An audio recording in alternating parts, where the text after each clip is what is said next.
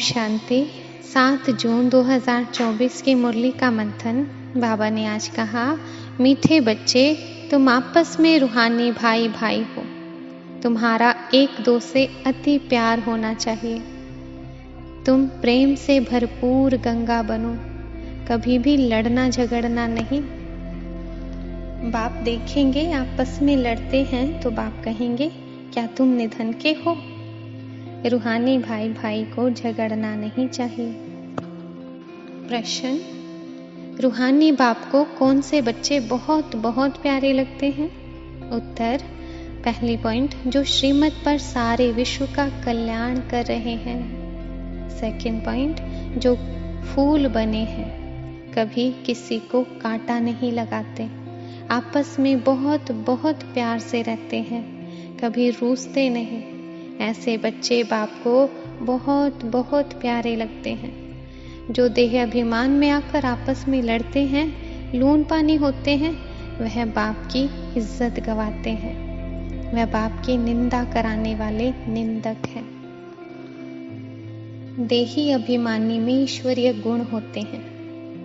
यहाँ तुम ईश्वरीय गुण धारण करेंगे तब ही बाप साथ में ले जाएंगे, फिर वही संस्कार साथ में ले जाएंगे।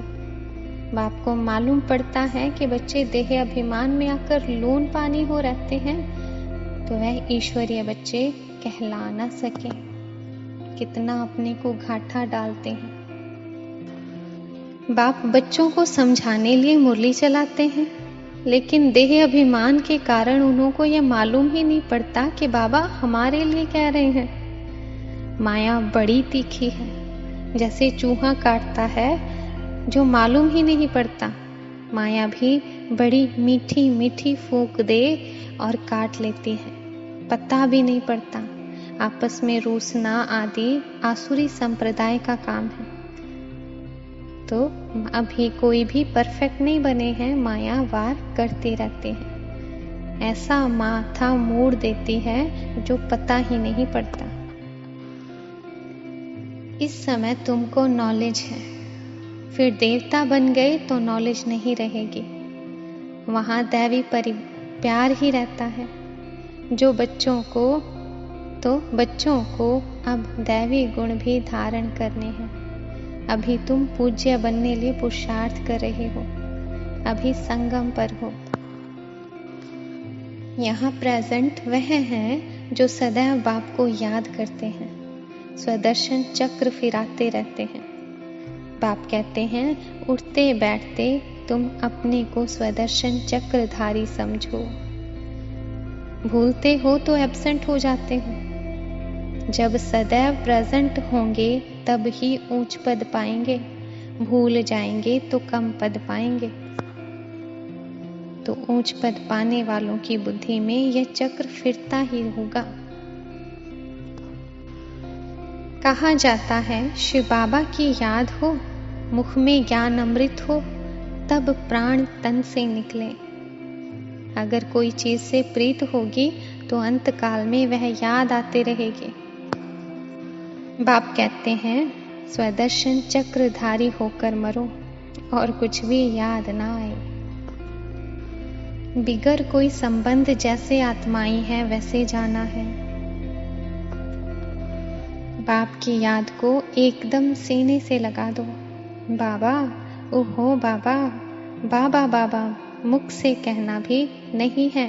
अजपा जाप चलता रहे अंदर ही अंदर।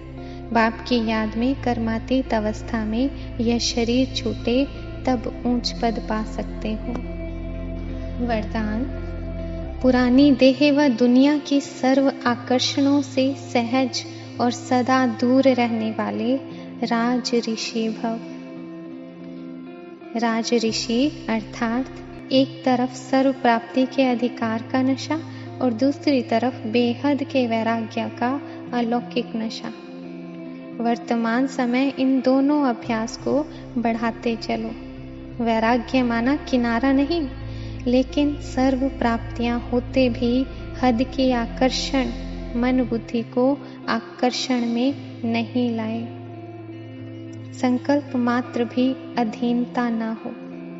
इसको कहते हैं राज ऋषि अर्थात बेहद के वैरागी। यह पुरानी दुनिया, देह व देह की पुरानी दुनिया,